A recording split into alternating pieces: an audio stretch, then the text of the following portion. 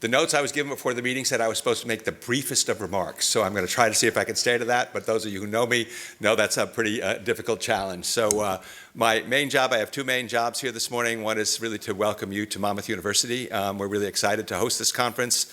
I am Tony MacDonald. I am the director of the Urban Coast Institute here at Monmouth University, and the Urban Coast Institute actually is committed to actually advancing the best science and policy to inform management of ocean and coastal resources. So you can understand why working with Marco and working on Mid-Atlantic Ocean issues is really core to UCI's missions here at Monmouth University.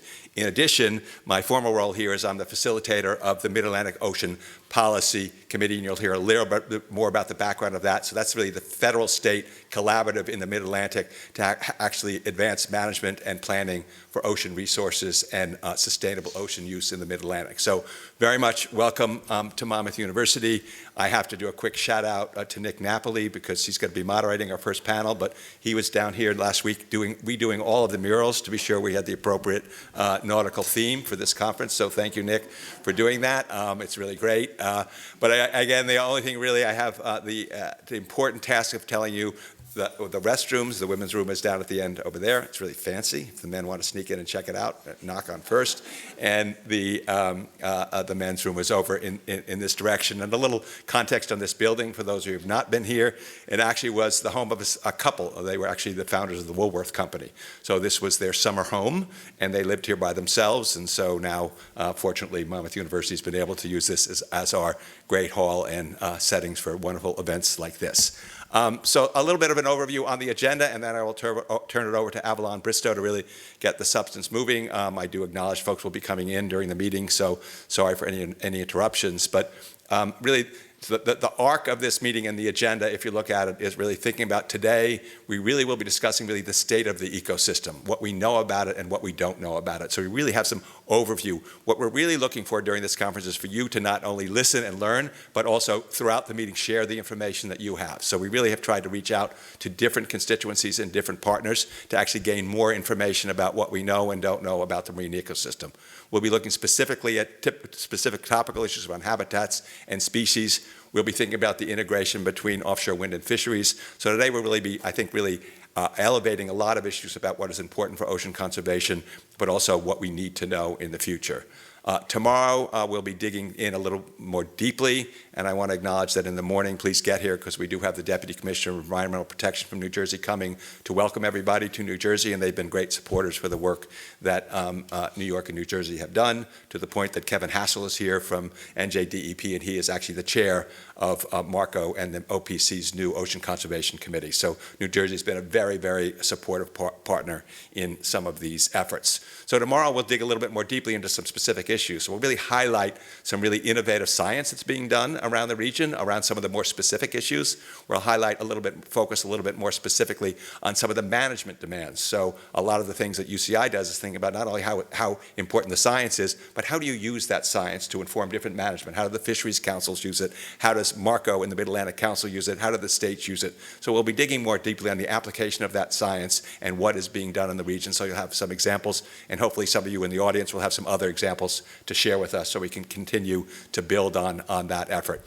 And I really want to encourage the folks who can, with the schedule, stay around for the third day, because we're really going to be one of the objectives of this, and Avalon will get a little more deeply, is to really hear from you about what the Mid-Atlantic Ocean Policy Committee should be doing in the future. So we're going to have World Cafe roundtables where we're really going to be sharing not only what we learned in the previous 2 days, but what else we need to do and what we need to be thinking about for the Mid-Atlantic to continue to prioritize ocean conservation within the context of what is a very, very busy ocean there. So the last practical thing I'll say today is, again, for folks who haven't signed up, there is going to be a tour. So people who don't know the area, we do have, thanks to MACAN, the Mid-Atlantic Coastal Aquatics, acidification network. They'll be hosting a tour, and they're going to go up to the Sandy Hook. NOAA has a lab just about 12 miles north of here, so it's really to learn about the fantastic work that they're doing. So if you are interested, there will be a bus out here at 3:15, so follow the group, and you'll be able to join that tour as well. So with that, I will welcome everybody again to Monmouth University and to the Marco Mid-Atlantic Ocean Conservation Symposium, and ask Avalon Bristow to come up and get the proceedings going. Thank you very much.